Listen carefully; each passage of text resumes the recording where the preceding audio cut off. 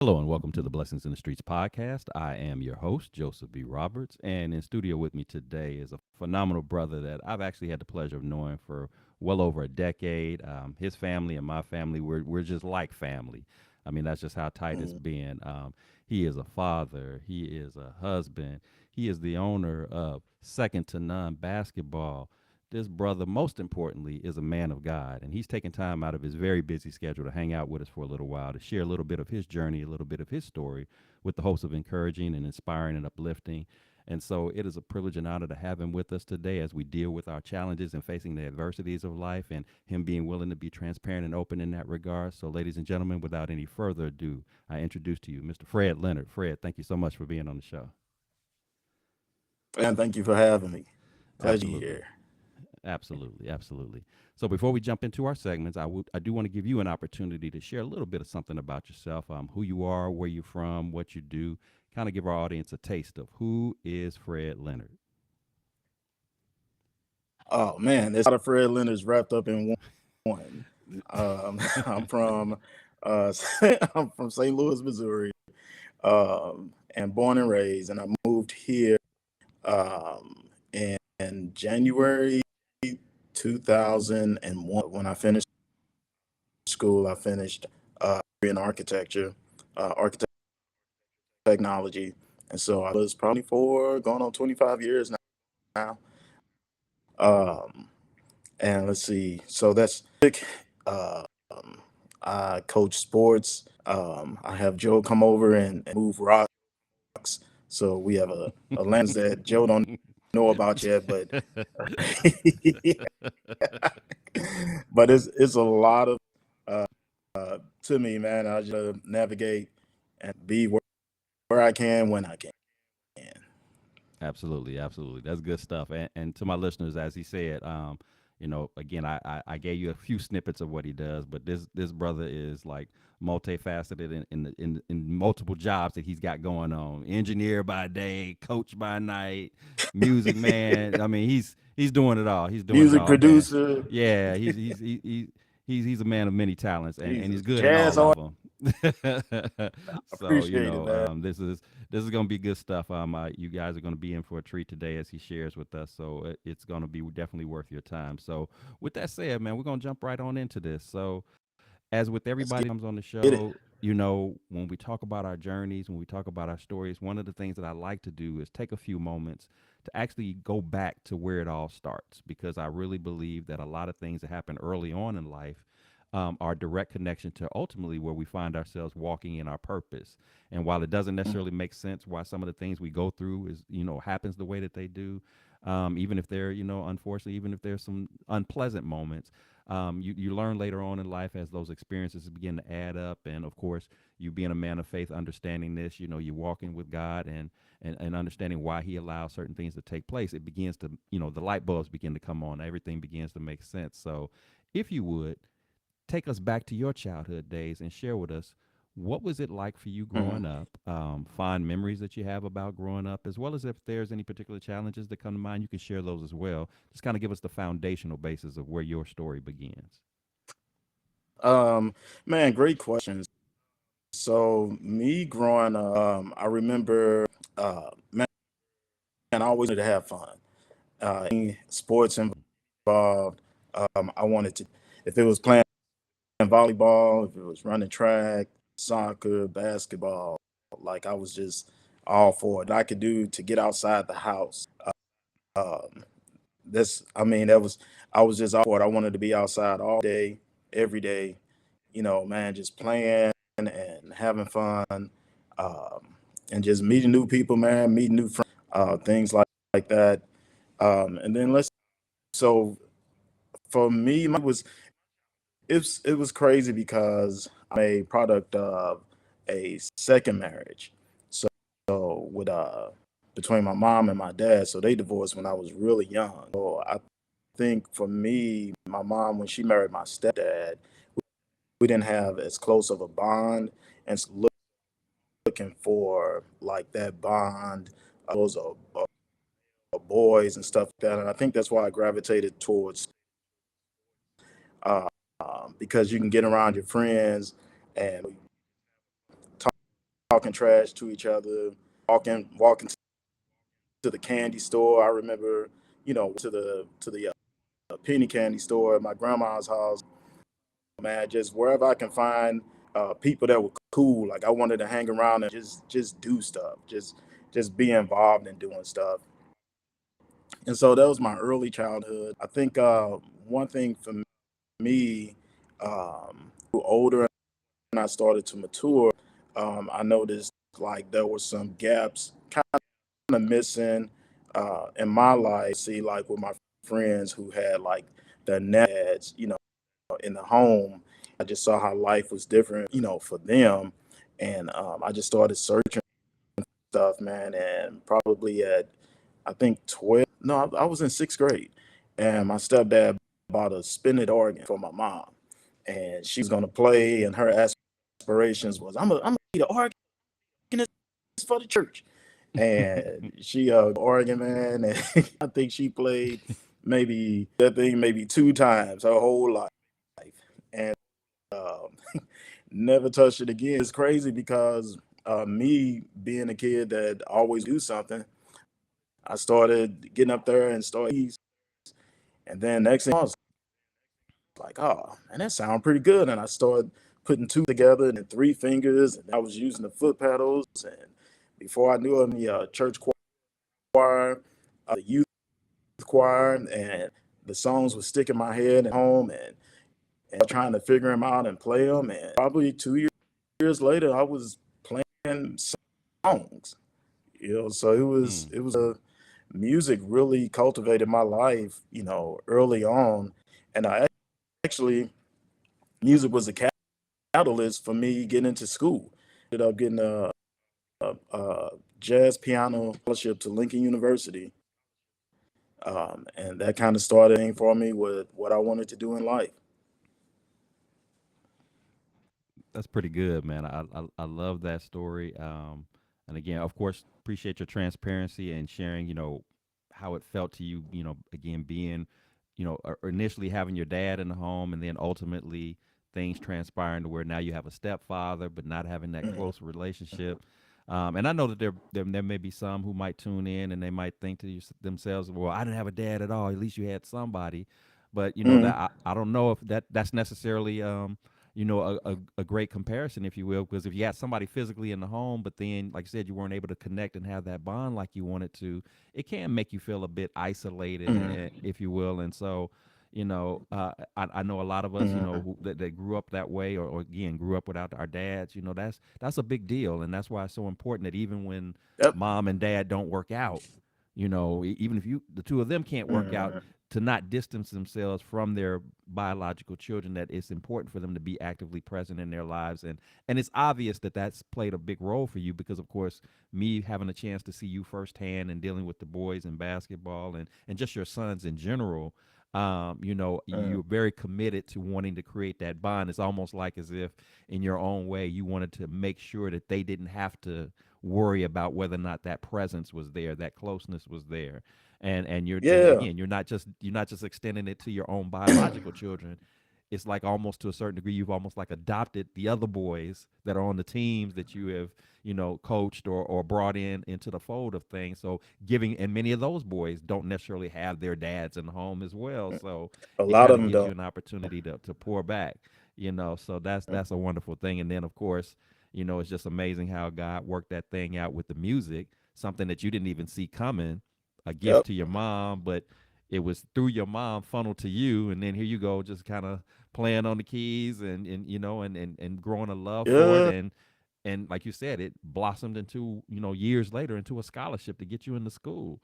I wish I would have, Hmm. to be quite honest, I wish I would have, tapped into my musical, curiosities to the full extent that you did. I had a little curiosity early on and got to playing a little bit and just got away from it. But Hmm. not only did it get you an education, but it's now a source of income for you. It's an opportunity for you Still to is. produce, creative Yep. things for people, and you've actually transitioned those skill sets even off into your own son, who's great on the Yep. drums and doing his thing. So Yeah. again, you just never know how God is positioning and setting things up, which is why I like to take these moments to kind of reflect back on the early days, because a lot of what you just shared in just these few moments, explains why you are in the position that you are today and doing the things that you're doing. It's like it didn't make sense then, but it does now. Mm-hmm. It's It like it's does now. confirmation to what it is that you're Yep. doing. So, that's a wonderful thing, wonderful thing. So, as we go through our childhood, and yeah, we got some good experiences, some bad experiences, whatever. But as we get older, those challenges and those experiences don't change. They just become more in abundance. We Right. we we fa- we face bigger battles, bigger challenges. But every now and then, we do find ourselves facing a storm in life that hits us a little bit different. It becomes more than just a normal nuance, if you will. It's something to the degree that when it hits us, we actually don't see a way through this. We may feel a sense of helplessness, Right. hopelessness. Even if we're rooted in our faith, sometimes we look at God and like, what am I supposed to do with this? How am I supposed to overcome that? And so, with that said, if you would Mm-hmm. tell us about a time but that's exactly where you felt. You felt like you were staring at a brick wall that you couldn't knock down. You didn't know what to do. You couldn't throw no money at this thing. You couldn't call in a favor on this to make it go away. You're here now, so we can trust that God delivered you through whatever this story is that you're about to share. But maybe then you had your doubts. So if you would kind of walk us through what that experience was like for you, and what was ultimately the turning point when you began to see some light at the end of the tunnel and coming out of that particular situation. A great question, and this can be a long story, but I'm a cut it short and get to the bit. But after finishing school, I established myself here in Dallas as prominent musician. Had a long time, and so I was definitely blessed, you know, with those opportunities. But a job, a church moved me and my family to be the worship director for the church. And so when I got there, man, it was like um, I thought I was going to be managing maybe like you know 900 people, something like that. The trigger I anticipated, and that number like quadrupled. And so now I find Mm. myself at church all day from like 8 o'clock in the morning to like 10 o'clock at night. And, I'm working, I'm trying to get things in order. I got a lot of people to manage, I got a lot of different areas spread thin. And Shamitra, my wife, she's a native of Dallas. So this is the first time she's away from home. And so she's in Illinois for the first time, away from her family, away from her friends with 2 sons. And so the transition was a lot harder, for her because she's pretty much at home a lot, and just trying to figure out, okay, how do I navigate life? Life is different for me now. What do I do? Whereas for me, it was a hard transition, but it was easy because I was immediately thrown into work, and it was a lot of work. So I was always busy doing what I do, and I didn't. It didn't dawn on me the effect that of how much I was working was affecting, Shamitra and the boys. Okay, so fast forward, I remember, and man, we used to get ready for Easter. Was always big, Easter and Christmas. So I'm reaching out to recording artists, trying to get them in for Easter Sunday because we're gonna have a lot of people. They want names. They want people as whose names are gonna draw in the people and stuff like that. And I remember sitting in my office and had some time on my hands, so I just started scrolling through Facebook, and so I'm at Shamitra's page, and I'm seeing like all of these posts of Shamitra and TJ, Shamitra and Kai, and she taking them to the park, and then they want to go swimming, so she taking them to swimming class, and then TJ they want to play baseball, so she had this with them, and I'm looking at this stuff, man, and I'm like, and it just for some reason it hit me like a ton of bricks, and back to my childhood where I remember that feeling of having, a stepdad in the house, but he wasn't there. And I sat back and I was like, man, I'm literally watching my kids grow up on Facebook. And for some reason, man, it just that bothered me to my core. And one of the hardest decisions that I had to make at that time is like that I worked so hard for to get to this level. I had every gospel that was hot in my Rolodex. I had the budget to bring them in. So I'm rubbing elbows with who's who, meeting new people, man, making big connections, faced with this dilemma of like, do you choose your career or do you choose your family?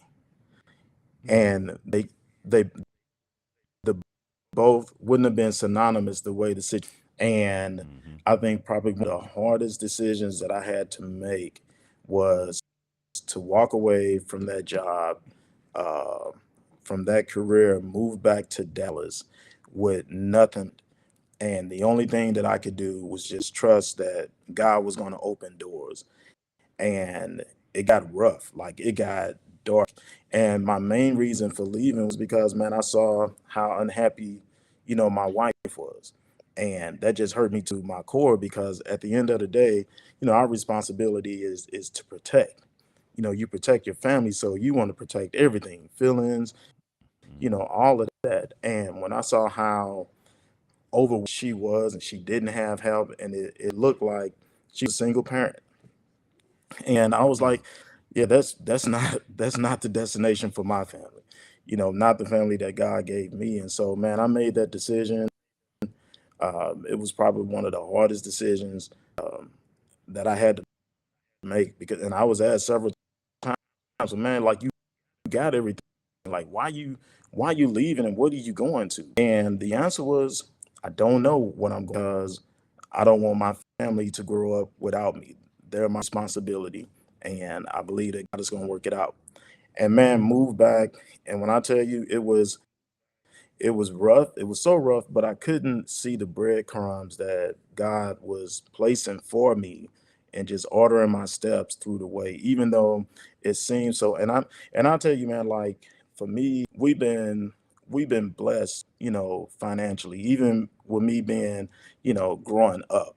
Like my stepdad, he worked all the time. So, it wasn't like we didn't grow up eating peanut butter sandwiches. And Mm. so I think one of the most humbling my life during that time, Joe, was when we moved back. I didn't have a job lined up. If you're out of work from architecture engineering, for 2 years, it's almost like starting back over. So you gotta try to get a job because then they want to know, well, what you been doing the last 2 years? Why haven't you been working? It's a lot of different codes. A lot of things have changed. A lot of building codes have changed, and so you've been at school. And so the mission is, well, I've been doing music. It's like, well, that don't have anything to do with this. And so, man, it was hard to find, you know, a job, even though I was educated. I had my degree. And I remember Shamitra said that she was going to the state to apply for like, food assistance and all of that type of stuff. And I was just like, you know what? No, don't do that. I got it. And for me, you got to think, so I was on the bishop's staff at the church that I was. And so I'm at like the cream of the crop. Like we managing a church of 4,000 members. To now you back in Texas and it's at the bottom and then you find yourself sitting in pretty much the food stamp line. It's like, man, in a Yeah. matter of weeks, it's like, oh my God. But I did that, man, because if it was going to be any shame on where we were at in our life at that time, it was going to be on me and not my wife, not my, like, I go stand in line. I go and apply for this stuff. And man, we went through that and I just had to, and I just kept telling Shamitra, I don't know how, but I know work out. And before you know it, man, I just started applying, to different jobs here and there, here and there. And within a month, we moved back in July. By the end of August, I was working for one of the biggest engineering firms, here in Dallas. I had to start at the bottom, work my way back up, but went through that. Um, worked my way up, man. Got offered, you know, from another company, like a competitor company. They paid me more money because they wanted to pull me away from them, and man, it just the story just went on and went on. But that was probably, to answer your question, probably the most decision was uh, making that hard decision with pressure to trust God and do the right thing, even though I didn't have anything lined up financially. And everybody that know me, before I make a move, I'm looking at, man, what the coins look like, Mm-hmm. because this got to make sense for me. And man, it was a complete faith move, like they in my whole life. And uh, man, less than 6 months, we were living better than we were, before we left to go to Illinois. Wow. Wow. Um, Again, man, thank you for your transparency and sharing that. I mean, such a powerful story, specifically a story of faith, because that's what it really comes down to. You know, Hmm. it's there have been many men, husbands in their households who have been faced with that same challenge of career over family. And I'm thankful that you chose family, because there have been many who have gone out here just to chase that dollar. And in a blink of an eye, they look up and their kids have grown up and they've missed major Hmm. milestones that they cannot recreate. It's created a wedge in marriages, Hmm. that it may have led Yep. to a divorce, or just a distance between that husband and wife where they're almost literally like strangers in passing with one another. And so I can only imagine, taking a risk like that, knowing that you, like you said, had the dream job, if you will, all of the Hmm. spotlight, the limelight, the money's right and everything, but choosing family and not knowing what that holds ahead of you in terms of, when am I going to get a job and what's that going to look like and how are we going to make it? But again, you having your relationship rooted in Christ speaks volumes to that, and saying you trusted. You leaned on him when there was Hmm. no way that you couldn't write, you couldn't lay out the cards for this. You couldn't set the plan up as to how this was going to play out. All you had was your faith in God. But as we know in God's word, it says, only faith that's required is the size of a mustard seed. And you exhibited that. You had at least a mustard seed of faith. And look what God Yep. did, like you said, in a short period of time. And it's funny that you share your story, because of course it immediately makes me think back to, my own self, being in a comfortable situation work wise, and then, mom passes away, and now I start my job search thinking about relocating, and then Hmm. finally when I get the offer to come to Texas, I'm entering into a situation where my Hmm. job is not guaranteed. It was of all the jobs that I had in working in government, this was the first time I had one that there was no guarantee that it was going to be a for sure thing. It was a not to exceed a year position, may become permanent. So here I Hmm. was, uprooting my family, giving up my house, everything that I knew, coming to a place where I knew nobody, hoping that I did well enough to be approved of. And then, of course, when we got here, at that time, of course, my daughter, Gabby, Gabby was only 5 years old Hmm. at the time when we first moved here. And, Hmm.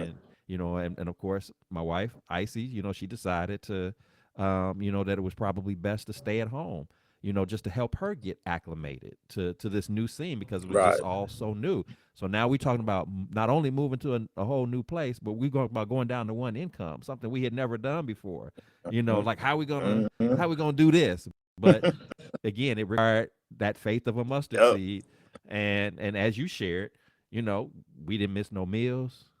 We had a nice place to stay in, even more expensive Exactly. than the one that we left from, and God to go down to one car. God worked that out, and then like Hmm. I say, you fast forward to today, and you look at the things that God has brought you through, and the things that He's blessed you with, and I can say the same thing, in your particular life, and for our listeners, so you can understand. I mean, we literally live in the same neighborhood, like walking distance from one another. So, and we've had these kind of Yep. conversations before about just how God has worked some things out that we don't really, the math doesn't add up. It doesn't really make sense. It wasn't The supposed math ain't to play mathing. out like this, because logically, yeah, the math ain't math. And logically, this Hmm. doesn't make sense that such moves that we both made in our individual circumstances were supposed to play out like they are.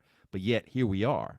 And and we can't give Mm-hmm. anybody credit for that Yep. other than God, to for making that way. And so again, man, applause and kudos to you for being bold enough, being man enough to make that decision to put your family first. And even as you were sharing your story, I keep thinking back, and I know we're going to go into this a little bit later in the show, but just even your basketball camp, and you naming it second to none, and I'm sure you have your reasons to it, but Mm-hmm. even as I'm thinking of that, that the principle of what second to none is, when I just think of it as the title alone, I'm thinking I'm putting my family second to none. I'm putting God second to none. I'm Yep. putting my integrity, my character second to none. I mean, and these are all principles and values that you are instilling today as you've entered into this new phase Mm-hmm. of work that you're doing with young people, young men, and trying to teach them how to make those same type of decisions that some of them are going to have, those tough decisions. Mm-hmm. Do I choose the big time career over my family? Is the money more important than my family? Those type of things. So again, you have to go through these experiences so then you can begin to transfer that knowledge, transfer those values onto the young Mm-hmm. men that you are mentoring, that you are coaching, that you are building up. Be it your own biological sons, or be it the men that these moms and dads have entrusted to you, to not just show them how to play the game, but to how to be men in life, and walk a walk that is, again, a walk of integrity, a walk of good character. So I appreciate you Mm-hmm. sharing that, because there's some people who's going to be tuning into our episode that needed to hear what you just Good said, deal. about not putting that money first. And one more layer to that too is that once the money starts to not be, not to say that you are blowing it off as not important. It's not to say that we don't want that bag, Mm-hmm. but it's also a transitioning moment where you begin to differentiate career versus purpose. Yep. Because if I'm walking in my purpose and what I'm supposed to be at, the money will come, Yep. and it'll come at levels even beyond what we thought it was Yep. going to come. So that's another key thing that I want to make sure that people are keeping in the back of their minds, that you reach that point where, yeah, the money is good, but all money ain't good money, as they Right. say. That doesn't mean that we don't want the money, Right. but we want it the right way. We want it the way that God is aligning it for us. Because if God aligns it for us, He's going to make sure that we can make that bread, but we Mm-hmm. also can be active parents, active husbands. We can have a life. Yep. We're not burning ourselves out doing everything else out here in this world just to try to make that extra buck, and then we have nothing left for ourselves and nothing left for our loved ones. So Mm-hmm. again, I thank you for pointing that out. So Absolutely. Fred, you've shared some, some very heavy stuff, but as you know, sometimes the storms of life are heavy like that, and sometimes it can just be life and type annoyances that we deal with, Mm-hmm. nuances that we encounter each day. So, but what I'm curious to know from you is when you do find yourself facing challenging times, moments of adversity, what is it specifically that you like to do that kind of helps you to process and work through those times, those challenging moments, whether it's something heavy or whether it's something like, what is your routine, your regiment that works best for you? Man, that's a great question. And the answer is really simple. I got this from the story of David. Okay. So when King David was doing all of his stuff, he was high, you know, on his kingdom, all of this being and conquering everything. And remember, and when he got in trouble, Mm-hmm. um, and God sent the prophet into him, and Nathan gave him from God, and that if you don't get your stuff together, this is gonna happen. This is gonna happen. This God was about to bring His wrath on him, and I share that part because one of the things that I noticed in that whole, because I was always curious, like the Bible says David was a man after God's own heart, and I was like, well, how was he a man after God's own heart? Well, was fearful enough of God from bringing being anointed at a young age to be king, to where when he upset God, whether it's his fault or not, knew how to get back close to God. And, and one of the things that I pulled on that was when David the Bible says he laid prostrate before the Lord. And that's when God spared him and had mercy on him.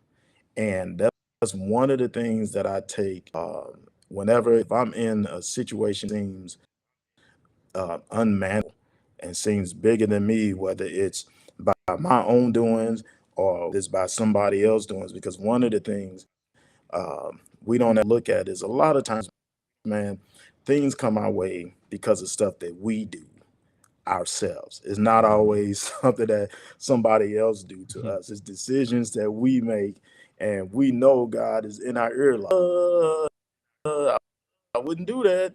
And we do it anyway. And then when Right. we want to blame everybody, well, it was, we go back to Adam. Well, it was Eve that gave me the fruit, you know, Mm-hmm. and The devil made me do right. it. And one of the things I learned, man, in times like that, I have a room in our house, and I go, man, I turn the lights off, door, and man, it can be, 1 or 2 o'clock in the morning where everybody else is asleep, prostrate. And I just bare my soul to God, everything, and everything is on the table, man. And I tell him, hey, I know I created this situation. I was dumb. This is bigger than me. I can't handle, and I need you to come and save me, come and rescue. And it's just a point to always get back to need to, because at the end of the day, man, like nobody walks perfect, and upright every single day of their life. We pull away, and then we always got to come back. And so for me, that's one of the things that I do. And it comes from complete humility. Like, is where you is like my confessional, process. And it's just between me, God, man, and I cry out, and I lay there. And I think the bigger thing is that after, I pray and I go through that process, then man, I lay there for like 3 minutes in silence. I don't say anything because after I've gotten everything out and what I wanted to say to God, then enough to know like okay, now for you to listen and be silent. Mm-hmm. Did I answer Wow, it? wow. I love that. Yes, you did. No, Good. I mean that's spot on, and especially the back end of of your explanation here, because you pointed out a very key thing that a lot of us, even believers, a lot of us miss. We understand the power of prayer. We'll go to God. We'll lay it all out on the table. We'll share everything that's on our hearts and minds that we're dealing with or whatever. But then at some point, we don't recognize that at some point we got to be quiet because Shut God up. let us speak, and now it's Yeah, time for you to let Him speak exactly. to tell you what it is that you need to do. Yep. But oftentimes, what we do is we'll lay everything out, and then we'll follow up after we've laid everything out.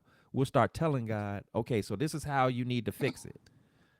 Well, no, Yep. if I'm coming to Him for the advisement, for the instruction, then I'm the student. Then I'm not here to instruct the instructor. Yep. I'm not here to if y'all just use your sports terms. If I'm the player, I'm not here to tell the coach You can't tell the which coach play to what to run. do. I'm the coach.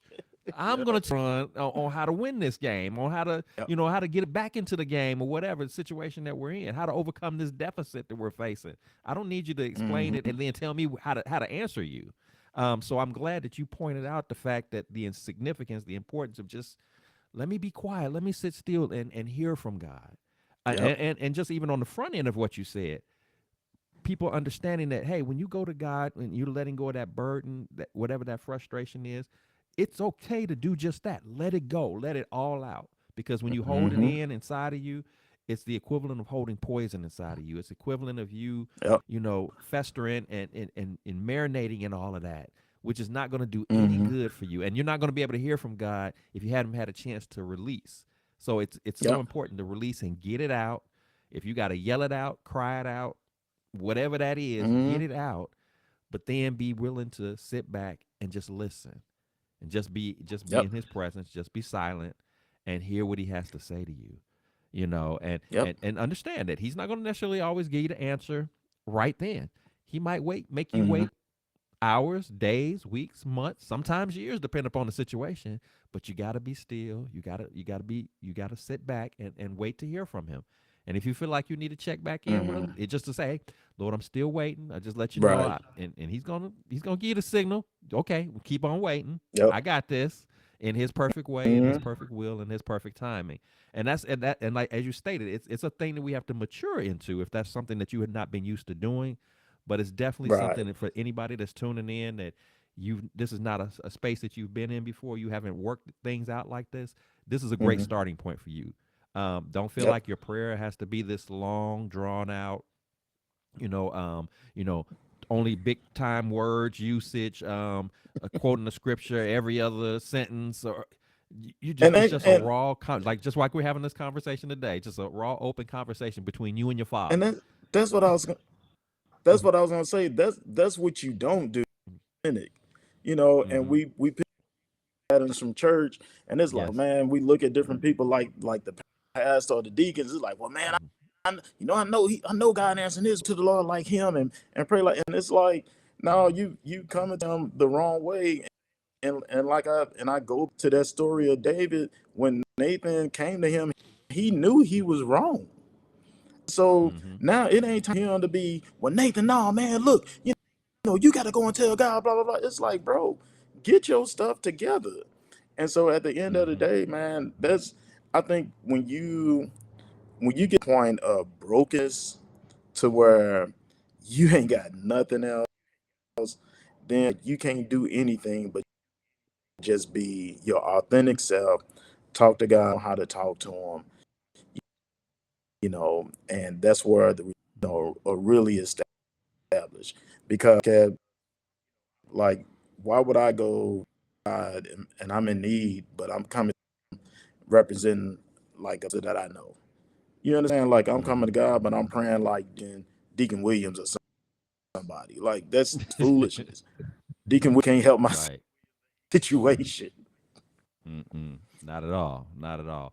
And I think the key word that you just made mention of a few points back was you mentioned brokenness, because I think it's important for people to understand brokenness is different from destruction.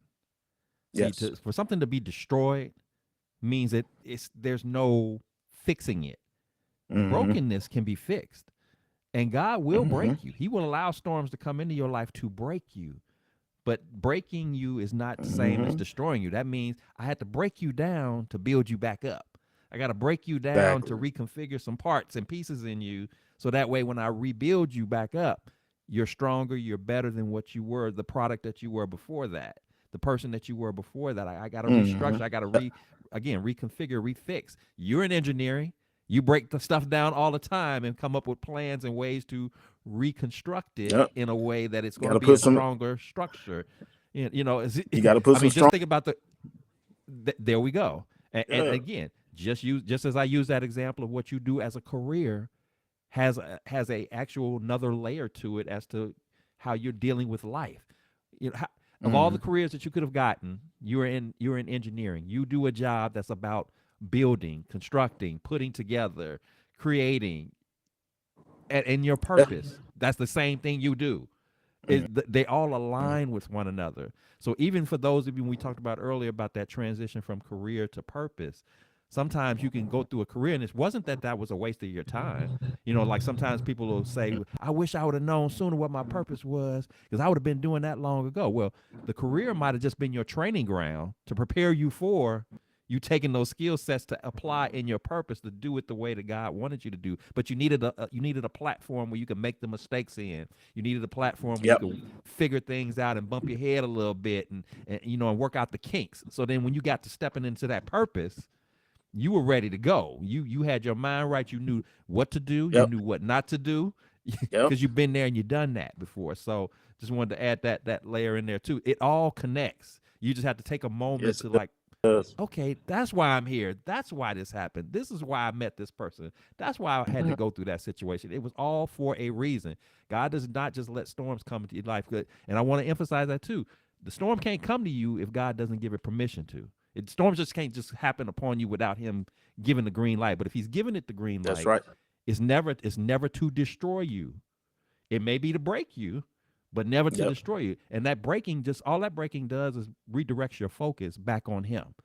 Sometimes you got Mhm. to shake up your world a little bit. You got to rattle the ground a little bit because you got feeling yourself a little bit too much. Life Yep. was good, money was right, things was Yep. flowing, and he's like, you forgot about me over here. Yeah, Right. what you used to talk to me all the time when you was on struggle, Yeah. but now you done come up a little when bit. you You act when like you you trying don't to know figure me. out So how you gonna let me eat, right. Let me yeah, shake you things up a forget little all bit the just to time remind you of then. who I am. Right. Exactly. So Yep. yeah, that's good stuff, man. Good stuff. So Red, if you had the opportunity, as you reflect back on all the experiences that you've been through in life, good, bad, or Mm, otherwise, if you had a chance to sit across the table from the younger Fred, from the Fred who used to just, chase the money, who was used to just wanting to just kind of do things on his own terms in his own way, what bit mm, of advice, what words of encouragement would you have liked that you would like to share with the younger version of you that you would have felt like would have been instrumental that might have not so much made storms go away because we're going to all encounter those regardless, but maybe mm, he would have been in a more more positive, more constructed mind frame, if you will, more focused mind frame, or just taking into consideration that there's somebody right now that's tuning into our episode and they're kind of in that stuck situation.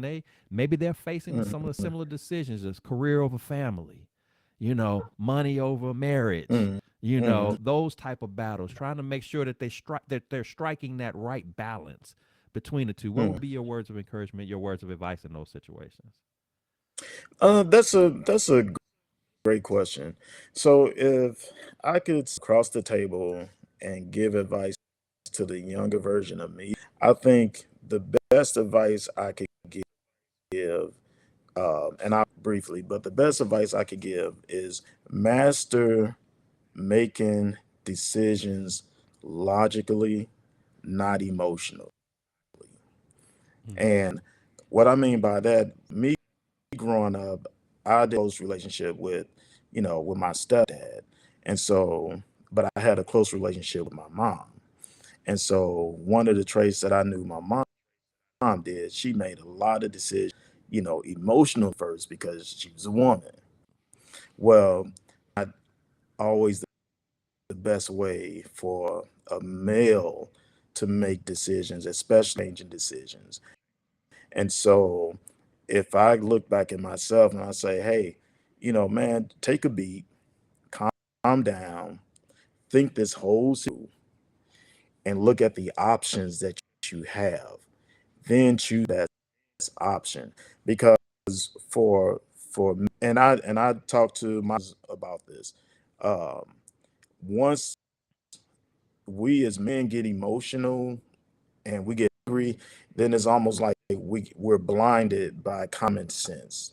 And you look at, the jail population, probably the largest percent of guys in jail are because they made a decision based on emotions at that time and not taking a second to take a beat and then really think it through and be like, okay, if I do this, this is going to happen. If I do that, this is going to happen. So as my sons are growing up and they're going through, they're teenagers now, he's about to go away to college. So this is really going to be important for him because now he's going to experience, other people that he's never met and he's away from his parents for the first time. So now you got different influences. So now the conversation is, son, learn how to make decisions. Um, Logically, not emotional, don't feel right. It's okay to be like, just take a beat. You don't see this is the thing. Most things in life, people try to force us to make a decision right. If you're mm-hmm. going to buy a car and if they have the upper hand and they want a car because they know it's a lemon, but you haven't figured it yet. It's like, hey, look, man, I got 10 other people that's been calling me, asking me about this car. So now you like, oh man, okay, what I need to do. You see what I'm saying? If you buying a Mm-hmm. house and if the foundation is messed up and we got 30 offers on this house already, so it puts you in a stage of panic to where you can't really sit back and be like, okay. And if we have maturity, man, as Christians, to really trust that God has our back, we really started to sit back and take a beat and be like, oh, wait a minute, man. Like when God tell me, God, this is urgent, but right now, let me see what's going on, because then He's going to lay out all the options, and now we can make better choices, we can make better decisions, which in turn we won't have to deal with so many stressful situations. A lot of the stuff, man, like people, they'll be like, well, God, you blessed me with this house, and now it's turned, and you put me in this, and now, and it's like, I didn't tell you to buy that house, but you didn't. The one that Mm-hmm. I wanted for you was down the street, and I was going to point you to it, but you made a quick decision. And so that's one of the things, man. If that's what I would tell the younger version of myself, master at an early age how to make decisions logically, not emotionally. Like that. I like that. So important, so key. So to any of my listeners that's tuning in, again, if you're trying to figure out how to navigate those challenges, those moments of adversity, take the logical approach. But also understand, and again, I would just reinforce that layer to it. Even in taking that logical approach, make sure that part of your logic includes involving God in that conversation, because that's a logical decision in itself. Is making sure that He's added to it, because you know that Exactly. there's a many of people in this world right now who make quote unquote logical decisions all the time, but because they leave God out of the equation, the thing Hmm. still doesn't play out right. And then they're sitting back, well, the Hmm. logic said, the science said, the formula said, why didn't it work? Because you're trying to do this thing on your own path, acting like God doesn't have a say, that He doesn't have a role in that. And you'll find, just when you use the example about the houses, yeah, logically, this looks Hmm. like a beautiful home, great neighborhood, all the things that you wanted. Logically, it makes sense. But what if God has something just a Hmm. little bit better for you right down the street? What if He had that? That's not going to be on the A little paper. cheaper. Right, a little cheaper. That's not going to be in the advertisement. There's not going to be a little Yep. disclaimer at the bottom says, if you see God for better offers. You got to be logical in understanding that that relationship has to apply to everything that you do, the big moves and even the small moves. Otherwise, you'll miss out Yep. on a blessing. You'll miss out on Mm. opportunities that could have been there for you, but now you've passed it by because you were, as you said, I was in my feelings. I let my emotions drive me in that moment. Or you could enter into something Hmm. that, again, it looked like it was safe on the outside, Hmm. but behind those layers was a trap, was a setup for me that I didn't know. Yep. I didn't know that that was a lemon car. I didn't. Yep. It looked so shiny and clean. I didn't think to start it up. And it's funny you use that example because I've worked years ago, decades ago, worked in the car business where it just used to amaze me how people would buy a car without ever starting it up because they thought it was pretty. Hmm. They thought it was nice Yep. looking. They saw themselves, they would sit in it and just smile like, oh, I'm gonna look good in this. Didn't have any idea that the transmission was had about 30 days of life in it. Didn't have any idea Yep. that the car had 150,000 miles on it. They just thought it looked good. Hmm. Didn't know what was behind the layers or what was underneath. And that's the same principle applies here. That's where God is that intercessor for you. That's where God can help you to see what you can't see, to hear Right. what you can't hear, to be that word, that voice of reason, that voice of wisdom that you don't have. He fills that gap for us. Hmm. So everything that you said, man, was spot on, and we definitely have to embrace that. And again, to any of my listeners, keep that in mind. If you've been doing decisions without Him, you need to reevaluate that, and it may answer some questions to you as to why certain things are not playing out the way that you feel like they should. You're Yep. trying hard, you're putting in a lot of work, a lot of time, a lot of effort, but it's not things are not adding up the way that they should. It's not logically making sense. Well, because you've left the most key component of the logic out of it, which is that relationship with Exactly. God, which is involving Him in that decision process. So yeah, man, that's good stuff. So Freya, man, this has been an awesome conversation, man. I have thoroughly enjoyed it. You have not disappointed.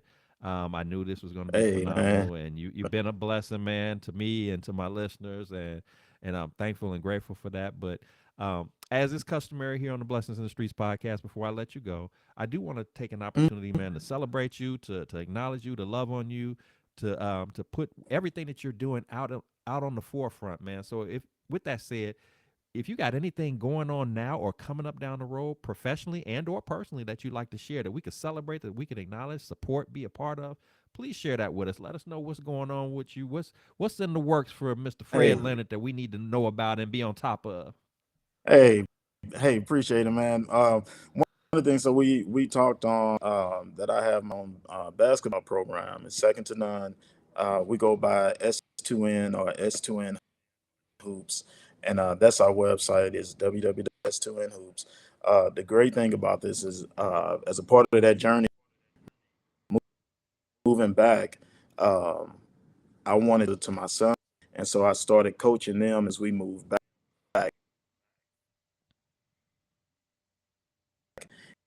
And me, some in their little teams, man. Now, if we've grown, I have 10 teams, 8 of them boys. Now I have a program. We signed ago, so this is our fair plan on it. This circuit. One of the even better things is that this is part of our first graduating class of kids that's come up through the program, which includes my son. And man, this class alone, we have over 30 college. And our starting five, they're getting their, they're making kids that's already committed to playing college ball. They have several offers, so we're just waiting, using commit. We got a couple more kids, and so man, it's just a blessing now to um, make the decision, you know, kids early on, and then now is God bless you, with kids, and we're helping man pave the way for these kids to college ball, and the big thing is they're getting free education or education that's mostly paid for, and so that's our way of giving back to the community, man. We help a lot of families, we help a lot of kids, but we teach and we also prepare them to be good contributors to the community and society because we teach discipline through basketball. We teach them how to manage their emotions through basketball. And so, man, that's pretty much it. Like we're getting all of our Adidas gear in now.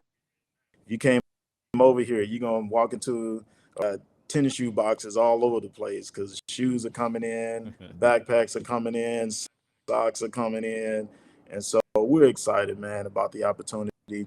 Uh, but those are the things that we have going on. Crazy that every year our program gets bigger and bigger, and we get better. And man, we don't put anything before God. We always keep Him first because He is second to none, and we can do all things through Christ who strengthened us. And we trailblazers, man. Love it, man. Love it. And people understand if you've been following the story all along, this all triggers from a decision to put family before a career. Yep. I want to be closer to my family. I want to be actively involved in the upbringing of my sons. And what does he do? I get a chance to coach my kids. That's where it started. Just a chance to coach my kids. Just a father's desire to be an active part in his kid's life transitions into him walking in the purpose of being in the lives of hundreds of other kids who Mm-hmm. needed that male mentor, positive example presence in their lives, all because of that decision to exercise a little bit of faith. And look what God blossomed. He didn't envision second to none was not in his mind when he was leaving this big church to come move No, back to Dallas no. with no game plan. It was not. But this is what happens when you're in relationship with God. This is what God can do when you trust in Him, when you lean on Him. Now He's turned it into his whole purpose. He's got a graduating class of young men who are not just looking to go to college because they can dribble a ball, but they actually have some book smarts to actually be able to get degrees and establish lives and professions for themselves and perhaps open up their own businesses down the road, things of that nature. These are things that might have not been a reality for them initially, but now that they are because of the type of program that he's generated. There's a lot of basketball groups and camps that are around various cities across America. But Mm-hmm. as you heard him say, what they're doing different. They're not just teaching your kid to play ball. This is not just some money grab opportunity to get your parents to sign up and break the bank so that their kids Mm-hmm. can play and have these fantasies of doing something with this when that really reality is not there. you're getting the complete package in second to none. So if you got a young man, a young lady that is interested in the sport, and you want to be a part of that experience, Yeah. definitely tap into Mr. Fred here Yeah. and check out his program. You won't be disappointed. It's just a very a wholesome, supportive, family type of network. And again, he's doing it the right way. He's doing it right. We're not sitting here to tell you that it's free because it's not. But it's a commitment, it's an investment. But nevertheless, Mm. it's worthwhile when you see where the value of your money is going, and how your children are being blessed, and that they're in a safe and Mm. constructive environment that you as a parent, whether you're a single parent or a dual parent household, you can feel comfortable turning over your son or turning over your daughter to him and his staff that he has in place, that he's carefully selected, making sure that has the right people sending the right messages with the right mindsets and the right demeanor, if you will, around your young men and around Mm. your young women. So don't pass that up. Be of support. And even if you don't have kids that play ball, there are opportunities available for you to be a supporter or contributor to what he's doing. If you like the work that he's doing, tap in that Yep. way. Reach out to him, and I'm sure he can tell you a plethora of different ways that you can sponsor a kid, be there for that kid, just going to a game and cheering them on, because some of these kids Yep. don't have loved ones that come out to even see them. So Yep. just even to do that, if you have the time, if your calendar Just permits. being present. Yes, the presence makes everything, all the difference in the world in the lives of these young people. So there's opportunities there, whichever way you want to go. So reach out to this brother. He's available on all social media platforms. Check him out. Yep. You won't be disappointed. So again, Fred, thank you again so much for being on the show, man. It's been a privilege, an honor. Obviously, you're my boy. I see you all the time, but you haven't been on this platform before, and this is I this is know. great. So I get to share you with other people, that you don't necessarily have direct contact with. So I'm grateful for that. And to my audience, if you've Good enjoyed deal. our broadcast today, if you've been thrilled with what we've been talking about, the transparency, the vulnerability of it all, please subscribe, please share, please comment, please like, because this is what the Blessings in the Streets podcast is all about. We want to encourage, we want to inspire, we want to uplift using very real, relatable, personal stories of things that we deal with on our own, just like everybody else, hoping that there'll be a gem, there'll be a nugget here or there that you can apply to your situation, because we all deal with challenges, we all deal with adversities. None of us are immune from that. But at the end of the day, what makes the biggest difference of it all, in order for us to overcome and withstand those challenges, those storms of life, is to have that relationship with God. And if you don't currently have one, today is a mighty fine day to make that decision. I promise you, it'll be the best decision that you will ever make. And we don't stand here telling you something that we heard about. We're telling you something that we know from firsthand personal experience. That's So right. don't take that lightly. Don't feel like you got to fight your battles all by yourself, carrying that weight all on your own. You don't have to, because there's a God who loves you unconditionally and wants nothing but the best for you. Turn it over to him. Grasp just a mustard seed of faith and watch him just do magnificent and wonderful things in your life. I promise you that. And so with that said, remember, here at the Blessings in the Streets podcast, this is the place where your story is your glory, where your relationships are relevant, and your journey is your joy.